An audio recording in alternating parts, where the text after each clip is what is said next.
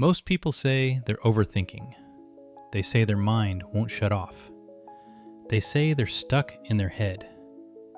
But most of the time, they're not thinking too much at all. They're postponing a decision. There's a difference.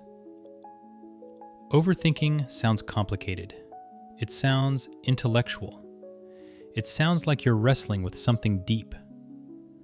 Underchoosing is simpler and harder to admit because it means you already know what you want to do. You just don't want to accept what choosing it would require. If you slow it down enough, you'll notice something. Your thoughts aren't random.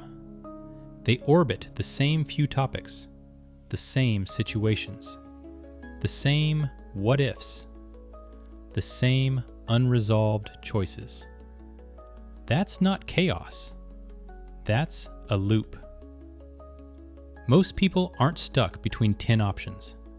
They're stuck between what feels true and what feels safe. Not choosing keeps every version of you alive. The one who could leave, the one who could start, the one who could change. Choosing collapses all of that into one direction, one identity. That's why it feels heavy. One protects your current life. The other threatens the version of you that exists inside it. So your mind keeps spinning, hoping to find a version of reality where you get the truth without the consequences. That version doesn't exist.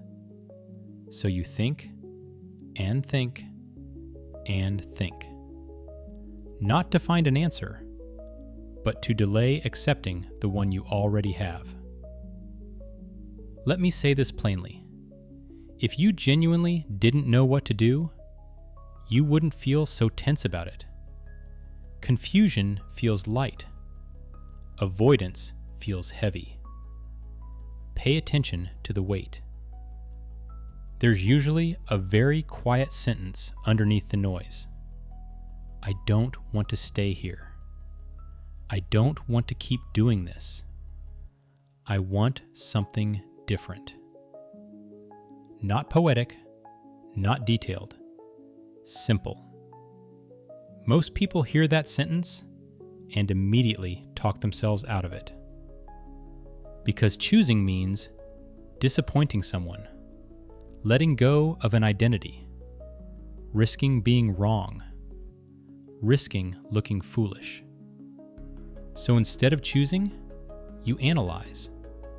It feels safer. Analysis feels productive. It feels responsible.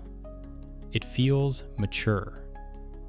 But if it never leads to movement, it's just a socially acceptable way to hide. You don't need more pros and cons. You don't need a better framework. You don't need another video. You don't need more time. You need to decide what you're willing to tolerate and what you're no longer willing to live with. That's the real choice. Most people confuse discomfort with danger. They feel uneasy and assume something is wrong.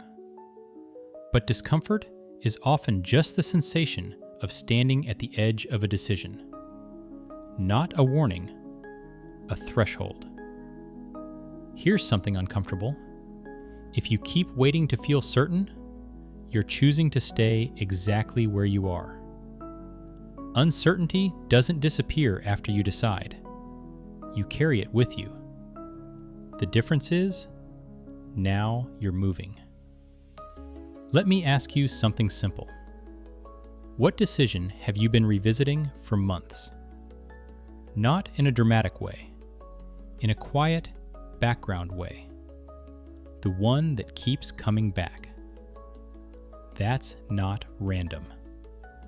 You already know which direction you're leaning.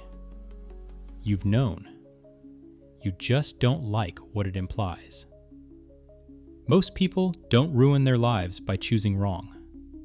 They slowly shrink their lives by never choosing at all. You don't need to overhaul everything. You don't need a massive leap.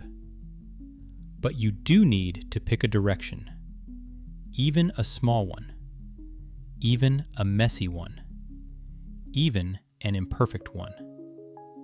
Because clarity doesn't come before action. It comes from action. Movement creates feedback. Feedback creates clarity. Sitting still creates stories. So maybe the real question isn't, why do I overthink everything? Maybe it's, what am I avoiding choosing for myself?